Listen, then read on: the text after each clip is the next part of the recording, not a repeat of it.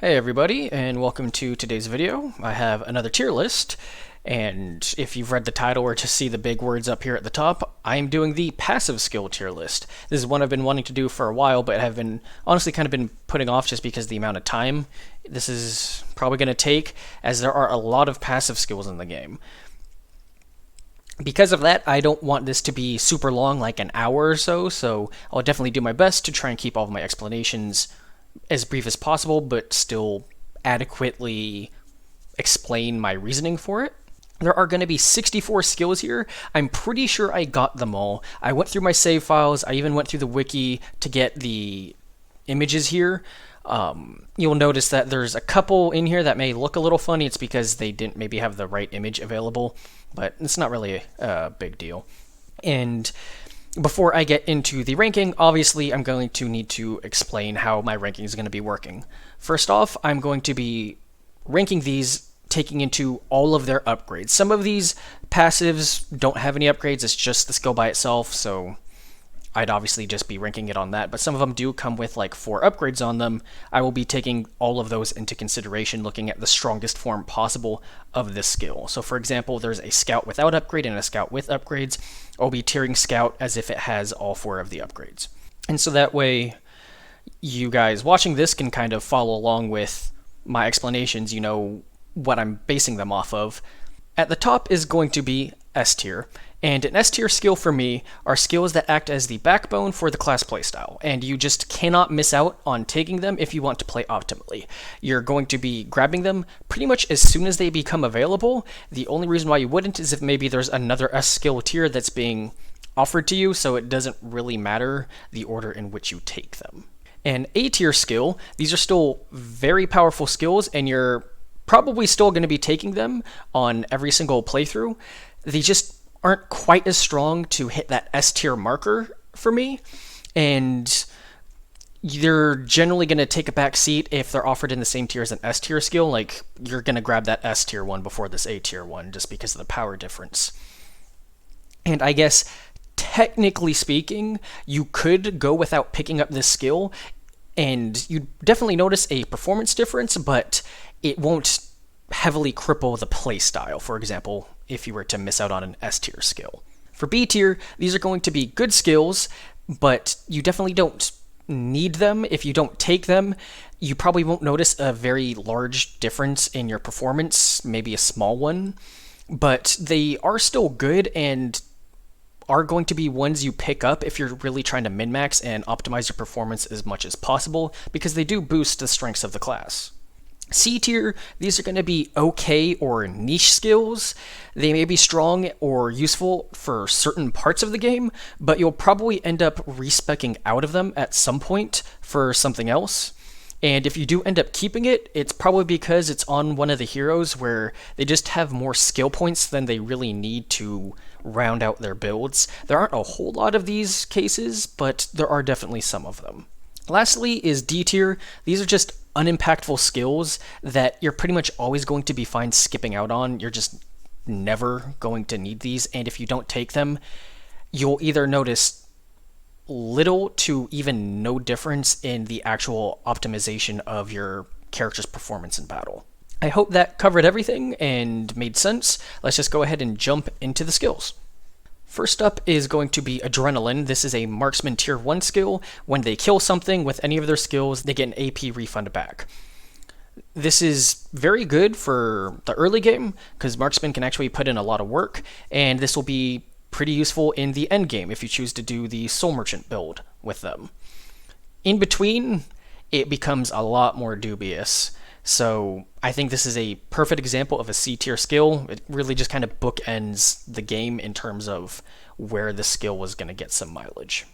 Next up is Alchemist. This is primarily a marksman skill, but it does exist on Sir Tristan the Vanguard. For him, it'd be S tier, but majority rules for these tierings, so I'm going to be primarily focusing on it as a marksman skill. And as a marksman skill, it's still very, very good. You're definitely going to want to be taking this, as a lot of marksmen have at least 2 poison skills, so getting some extra damage and AP cost decrease on that is definitely helpful. I don't think it really forms the backbone of the class or anything, or is anything crazy for them, so I think it's a good A tier. Next is All Resistance. This is a tier 3 skill, I think, for some classes. Maybe tier 1, can't fully remember. I think Sages and Defenders have access to this and have them at different tiers. But either way, it's 15% debuff resistance for both types, and you can boost up this resistance further with the upgrades. This is definitely something that I don't think is going to be anyone's priority, but is solid nonetheless defensively, and you'll probably end up picking this definitely on your defenders. Next is Armorer, and there's two versions of this for Champions and Defender. The Champion is just an AP decrease for the AP penalty on Heavy Armor. Heavy Armor sigils reduce AP of your starter pool by -1 or 2, depending on which type of Heavy Armor you're using, and this will reduce that by 1, so it'll only be a penalty of 1 or 0. For Defenders, it also increases Armor and HP. For either class, this is definitely a very useful skill, something you definitely want to pick up, but I think it will only go into A tier. Next is Assassination. This is a tier 3 Vanguard skill, as well as a tier 2 for Sir Yvain, and this is just a large damage boost for enemies that are below 40% HP with the upgrade, and extra damage as well if they have bleed or poison status effect, and you also get an AP refund if you kill them. And this is an S tier skill. This is our first S tier. It's a pretty significant damage boost for Vanguards, really helping their primary role, and that AP refund is a really big deal to helping them chain multiple attacks, stacking with another AP refund they get. Without the Essence, this is 2 out of 3 AP per swing. That's very, very good. Next is Aura of Protection. This is a Sage skill that just offers some defensive bonuses for allies within up to 2 tower ranges of them, I believe, with the upgrade. Some unbreakable armor, some other stuff. It's okay. I usually only really pick this up towards the end of my build. It's helpful, but it doesn't do a whole lot, so I think this is going to be in C tier. Up next is going to be another tier 3 Vanguard skill, Backstab. This just increases the damage from backstabs. It's pretty straightforward, and it's a pretty sizable damage boost, but I'm not going to put it in S tier. This may be a hot take. Some other people may put this in S tier. For me, the skills that I'm looking at that I already know are going to be in S tier, they kind of enable more than just doing more damage. It's really good at this, but because it's sort of narrow in what it boosts for the playstyle, elevates, I'm going to put it at like the top of A tier. It's close to S, but not quite there. Next is Counterattack, another Vanguard skill, getting a lot of these out of the way early. Tier 1, essentially if they get attacked in melee by a frontward facing attack, they can swing back on them once per turn, I think. It's already kind of niche in the fact that it has to be a frontward facing attack, and it's a tier 1 skill, so early on in the game, maybe you won't be always stealthing, but later in the game, you're going to be stealthing pretty much all the time, so this will like never come up. Personally, I don't think it's that useful in the early game either, so I think it doesn't even quite make it into C tier for me. I think it's D tier. I've never found myself being like, man, I wish I could use this skill right now in any situation, so for me, it doesn't even reach the niche status. It's just completely ignorable. Following that up is Cover Expert, and that's another D tier skill.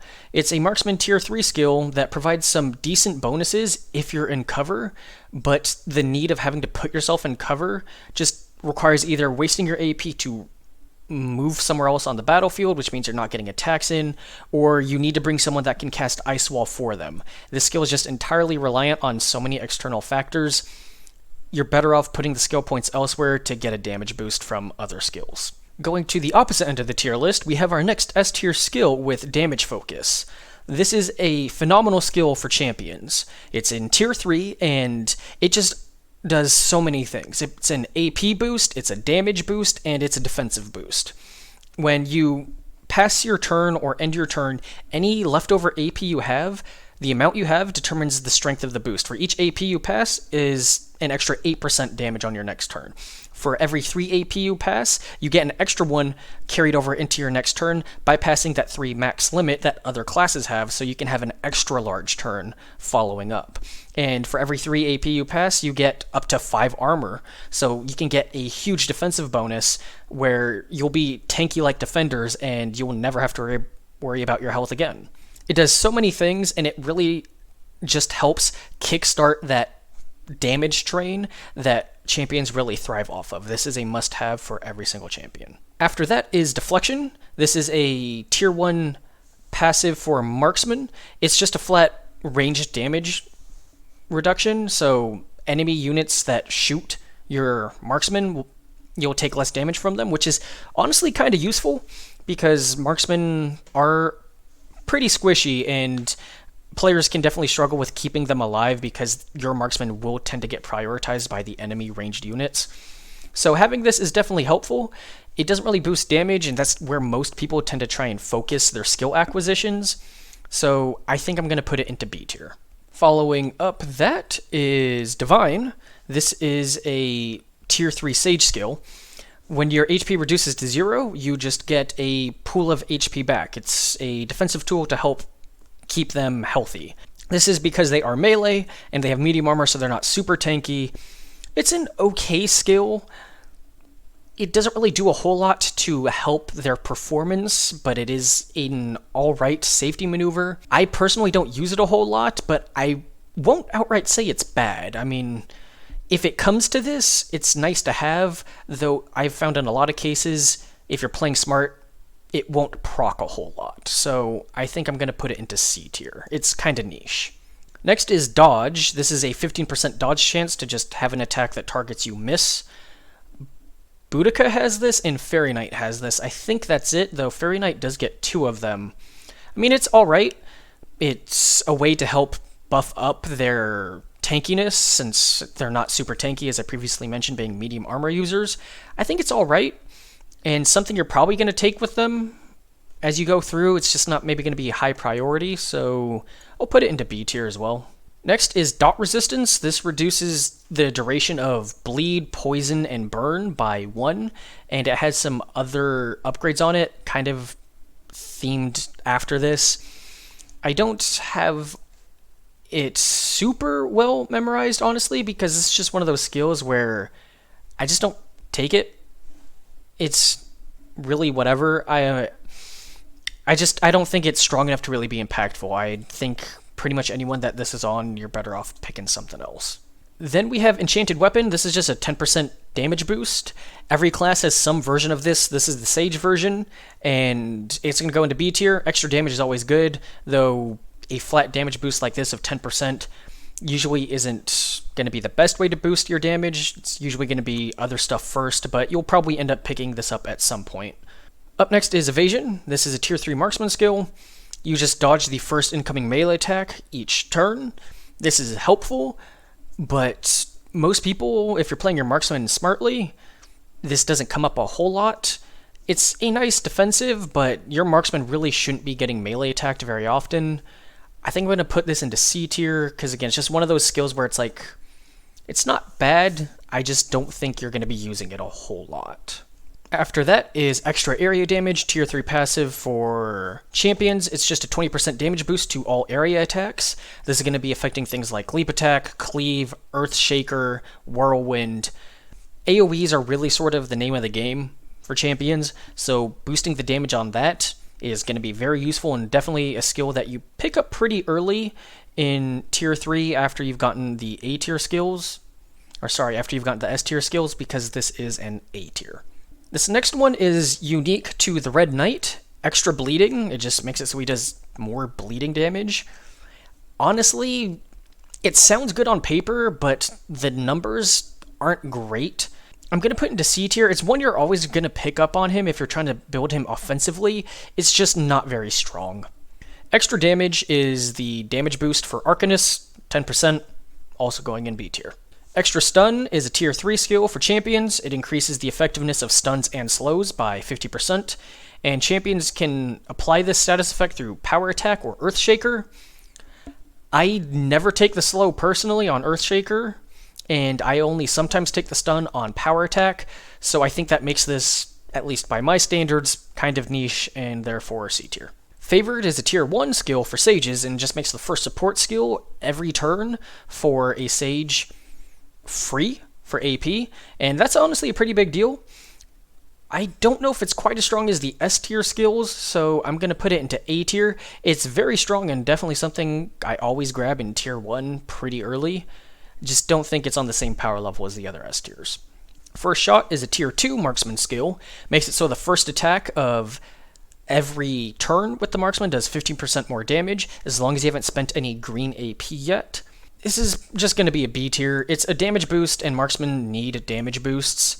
It's a little restrictive on how it works, which is the only reason why I'm not putting it in A tier. If it got rid of that restriction, I'd maybe put it in A tier for marksmen.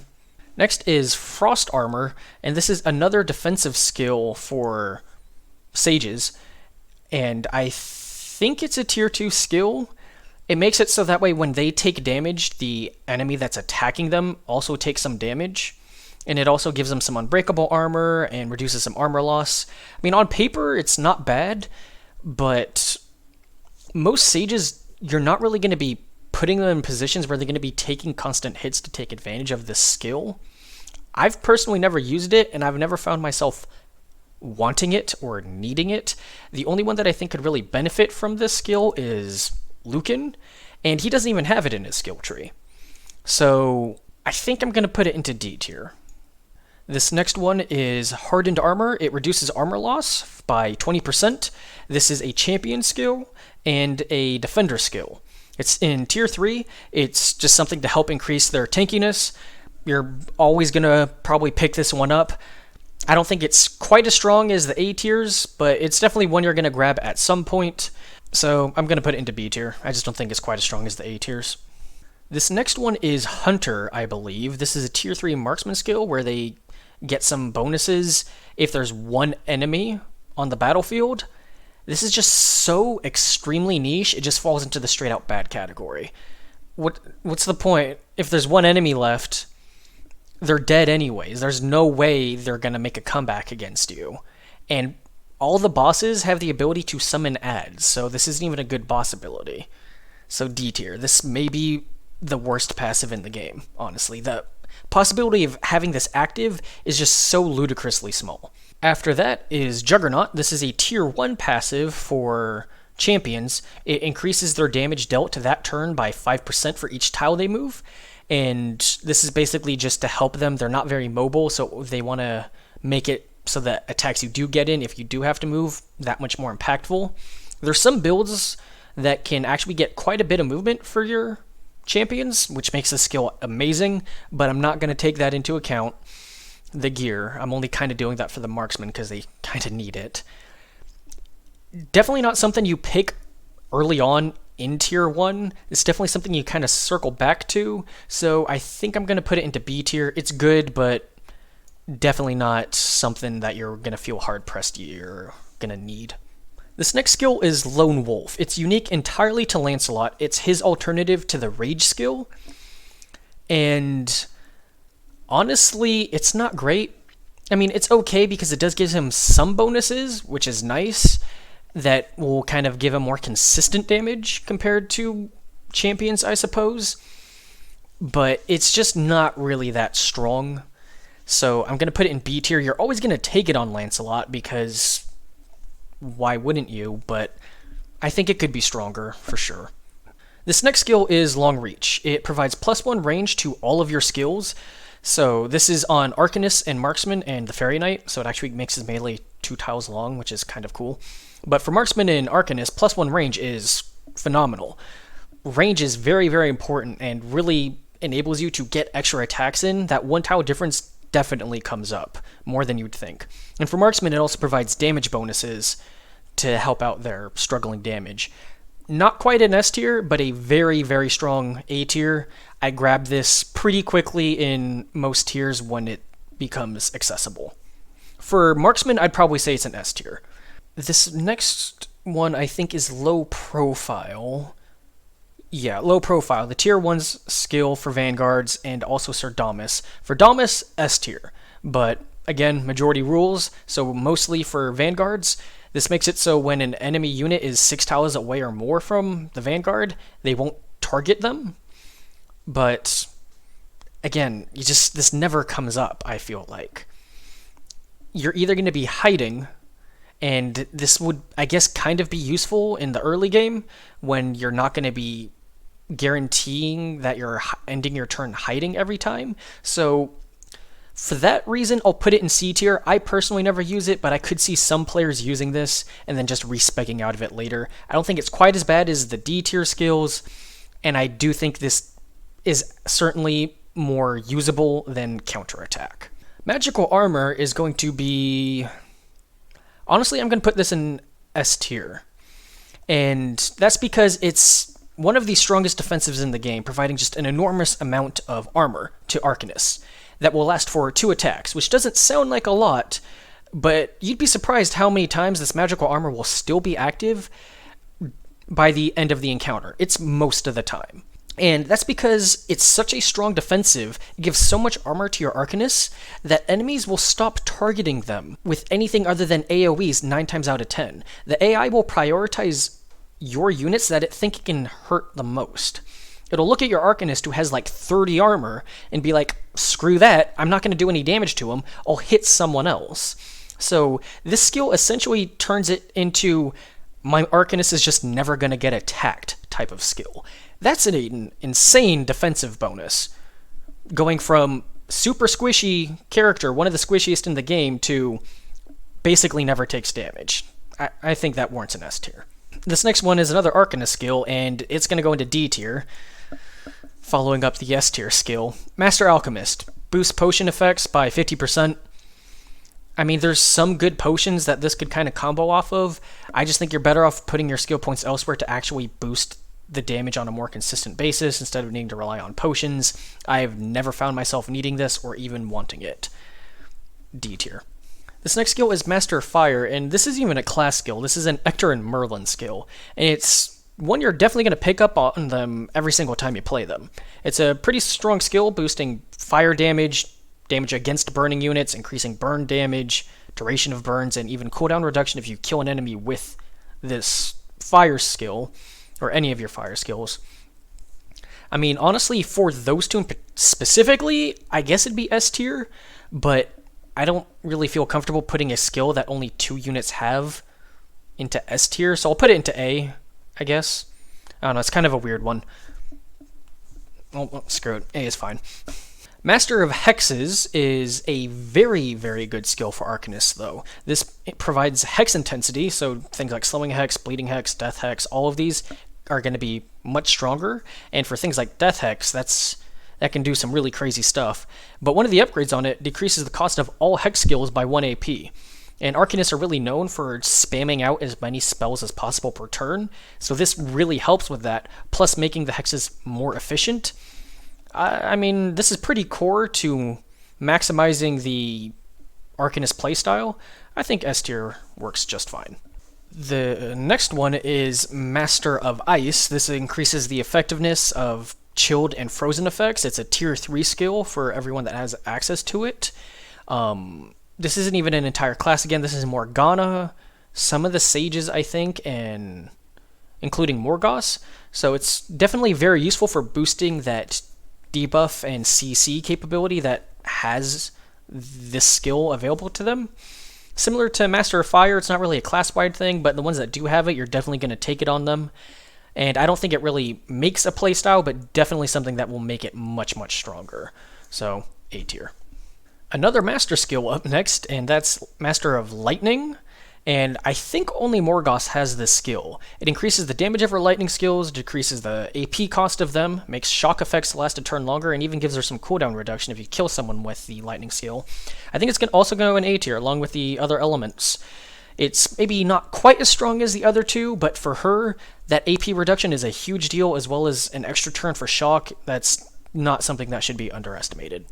I think it may be the weakest of the 3 in terms of importance to the class that has it, or in this case character, but A tier nonetheless. Master of Traps is probably the other contender for Monster Hunter in terms of worst passive skill in the game. because this is a complete trap of a skill itself. Kind of ironic with the name there. It's a complete waste of skill points. Traps in the game right now just are not good. By the time you unlock this in Tier 2, traps are going to start falling off. They're not bad yet, but it won't be much farther into the game where you're just going to stop using traps altogether. And this skill does not do anything close to enough to make traps viable once you've gotten into Tier 3. It's barely viable even in Tier 2. Following up a D tier with an S tier, lots of going back and forth like this, is Master Assassin. This is another S tier skill for the Vanguard. It's huge for the Vanguard gameplay. Reducing hide to 1 AP is actually a huge deal to guarantee the hide at the end of your turn, making Vanguards much, much safer, on top of also giving them an extra AP in the next turn, increasing the amount of damage they can do. This doesn't really change the Vanguard playstyle, but in my opinion, does more than almost any other skill to make it very, very easy. I think a lot of players will agree they notice that there's definitely a change in the ease of using a Vanguard after they get this skill. Following up that S tier skill with another S tier skill is going to be Melee Expertise. This is a Champion Tier 3 skill, and the base skill itself is nothing really great. It's here because of its upgrades, primarily one of the upgrades, Killing Spree. This allows champions to get a free swing on an adjacent enemy whenever they get a kill on anything. And this allows champions to get some pretty crazy combos where you get one kill and all of a sudden they get 4 extra swings, killing 5 enemies total in one turn with one attack, or at least with 1 attack's worth of AP. It's absolutely crazy. It boosts their damage through rage. It gives them a bunch of AP back with their AP refund mechanic. This just is crazy.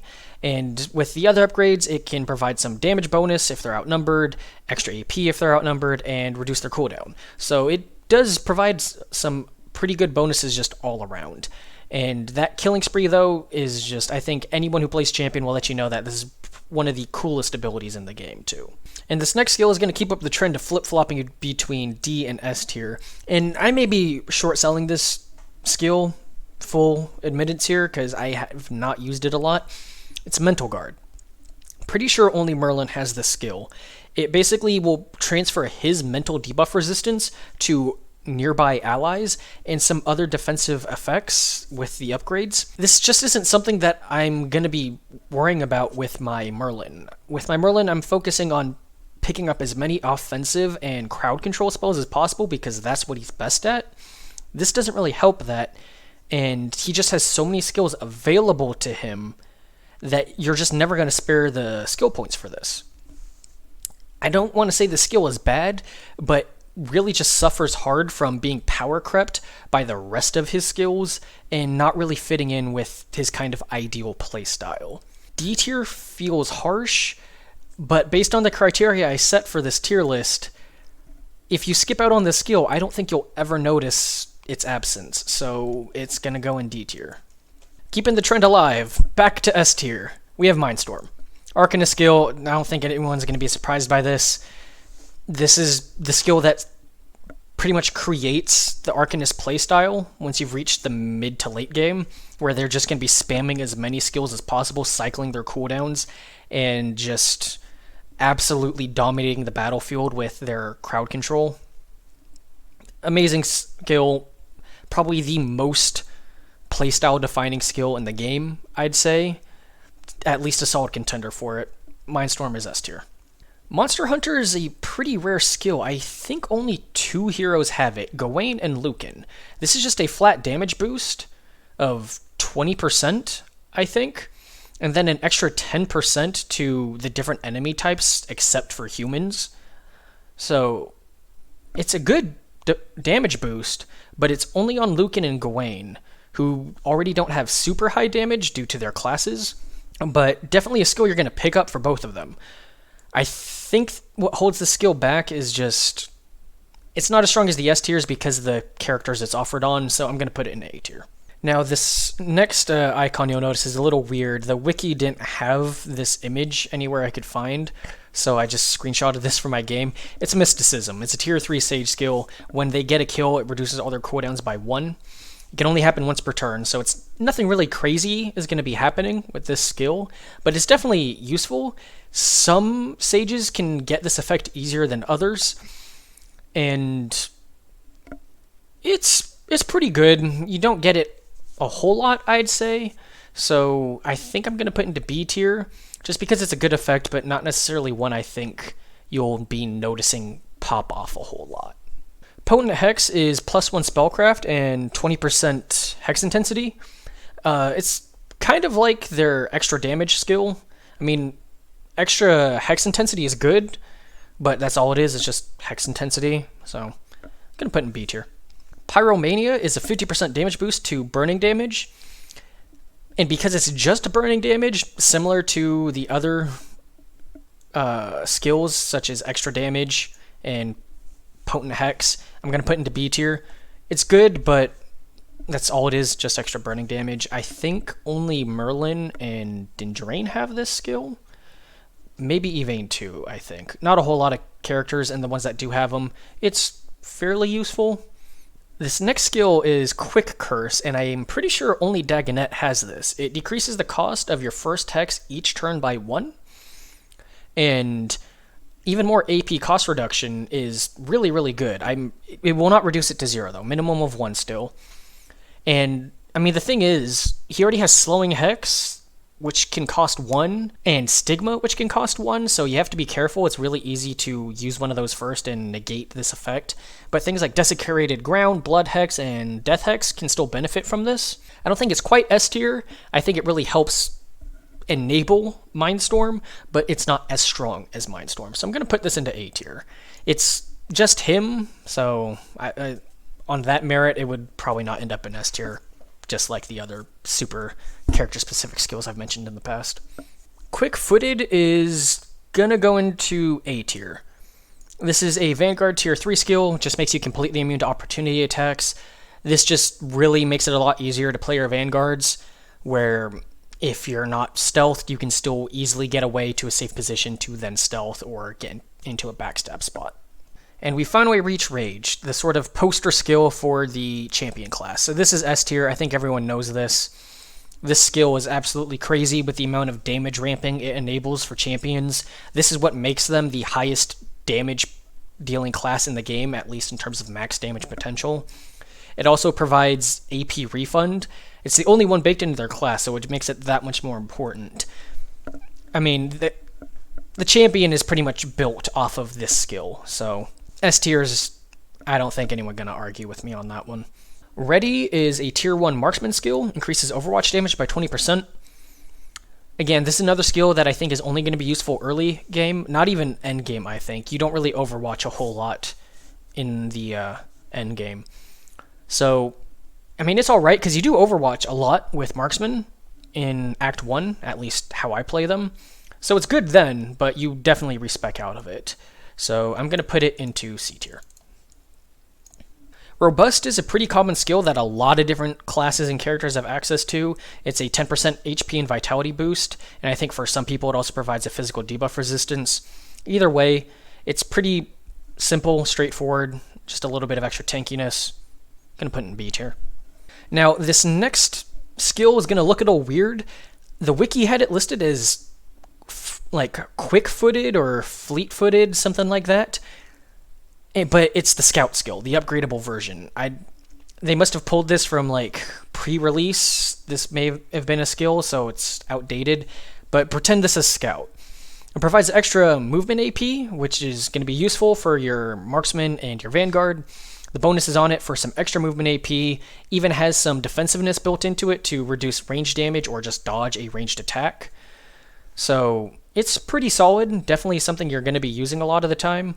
I think this is a pretty good example of a B tier. Nothing crazy, but something you're going to want at some point. Shield block is a very simple skill. It provides 5% block, and the upgrades provide additional block under certain circumstances. And block is a very powerful mechanic for defenders. It's part of what makes them just obscenely unkillable. in most situations, but they don't really need it. It's kind of hard to place this one. Ignoring gear, I'd say this is probably still a B tier skill. Defenders are just super tanky because of all the gear they get. No specific gear in mind, just all the gear they get just really helps make them extra tanky no matter what pieces you're really using. And the block definitely helps with that, but it's not like you need this, so I'm going to put it into B tier. Skirmisher is a skill that Boars and Fairy Knight have. It allows them to wear medium armor.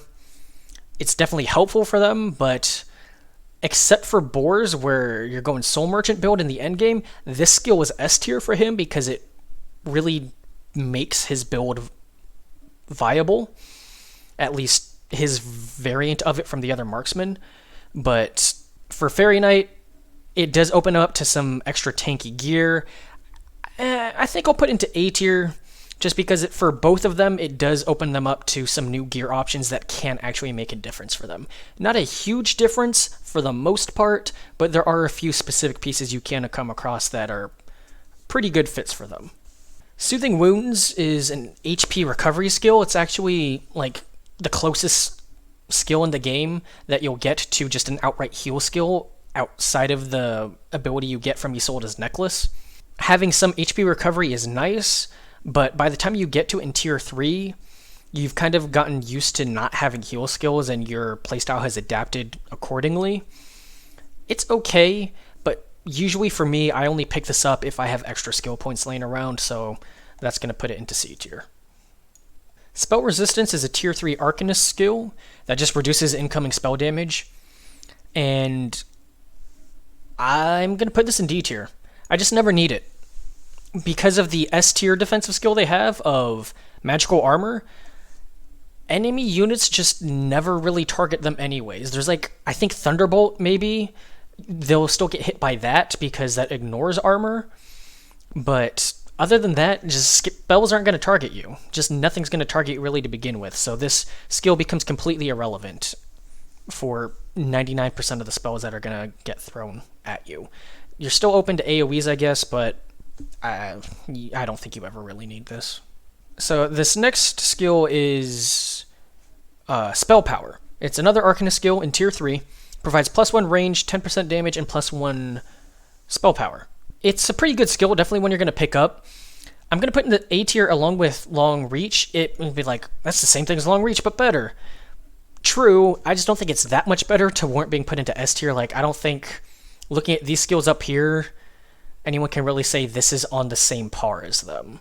So, I mean, I guess maybe really high A tier, but still A tier.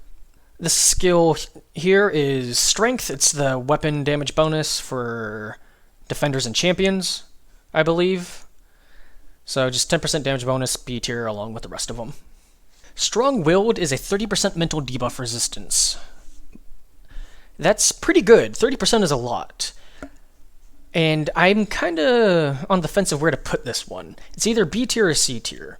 I don't know if it's on the same level as these other B tiers where it's something I always end up picking eventually, because I do know that I skip out on this one sometimes. I don't think it's... I'm going to put it in like low B tier, I think. I don't think it's quite on the same level of nicheness like these other ones, but it's probably one of the lowest skills in B tier. I don't know if it's like bottom of B, but it's close to there. Terror Wings is an Arcanist tier 2 skill. I know Dagonet has it, and I think like one other person has it. I can't remember off the top of my head. It provides 1 movement AP for each enemy that's hexed, which sounds nice. You could definitely get a bunch of movement AP off this, but you just don't really need it. My Arcanists are generally pretty sedentary. They don't need to move a lot because of the range upgrades they can get, especially. So the movement AP just isn't really a thing you need. And because of that, while it's not bad, maybe some people can really make this work for a mobile Arcanist. I don't think it's on the same level of D tier, but it's pretty niche, I think. This is like almost D tier, I think. It's like really, really niche because it's almost entirely invalidated by the Arcanist playstyle.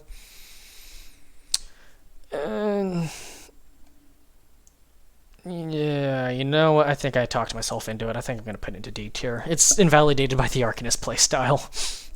Unburden's a pretty cool skill. It's another Sage skill. This one's tier 2. When your HP drops to 0, all cooldowns are reduced by 2. And this can be used for a lot of things, depending on what skills you have on your Sage.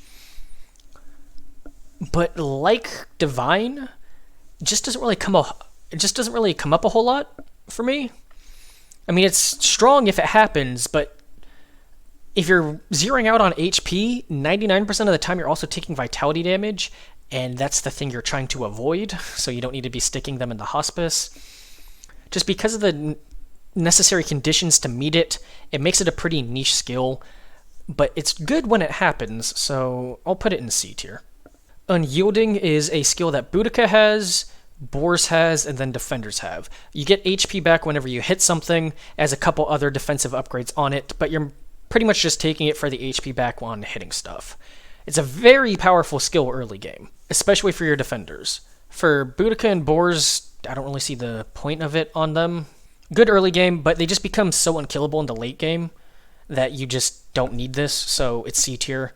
It's one of those skills where it's good at one part of the game, but you will end up respeccing out of it. Following that up is Vengeance. This is a tier 2 champion skill that provides a number of different bonuses based on getting hit. Vengeance itself, the base skill is pretty good. When an enemy hits your champion, you get a 10% damage buff against them just to make it easier to kill them. And one of the upgrades makes it if you get hit at least twice during the enemy turn, you get an extra AP. And that's pretty easy to happen. 2 hits is not a lot, pretty common occurrence. All the other upgrades on it, though, are pretty bad. They give you strong bonuses, but it requires you to have very little HP to no HP. I just don't mesh with that playstyle, so I think it's going to go into B because it's a mix of bad upgrades with one good upgrade and a decent base skill. Almost at the end, we have Vigilance. This is a tier 1 defender skill. It reduces incoming damage from opportunity attacks and overwatch attacks by 30%. And I've never taken this one. I mean, it's not bad for early game, I suppose, but there's just so many other skills for all the defenders that just are going to be much more impactful and useful.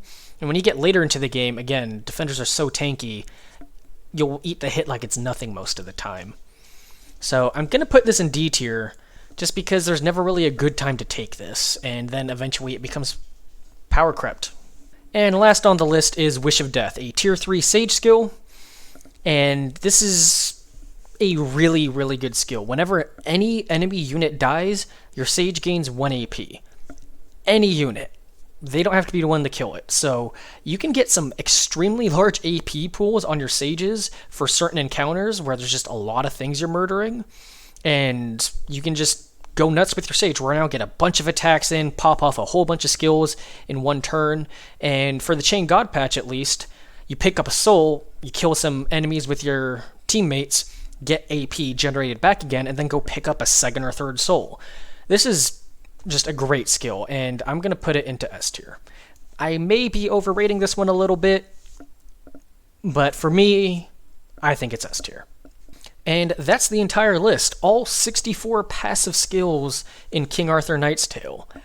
I think this is a pretty good looking list, honestly. I'm sure there's going to be some people out there that are going to disagree with me on at least a small handful of these, I'm sure, just given how many skills there are. If there's anything in particular that you think I really messed up on, like I put something in D tier, like, nah, man, that's A tier, please let me know in the comments. Give me your perspective. I'm really curious to see what other players' approaches are and views on some of these skills. Maybe there was something I haven't taken into account for one of these skills. If you made it all the way to the end of this tier list, I appreciate it. It was a long one. You're a real trooper. And thank you. I hope to see you in the next one.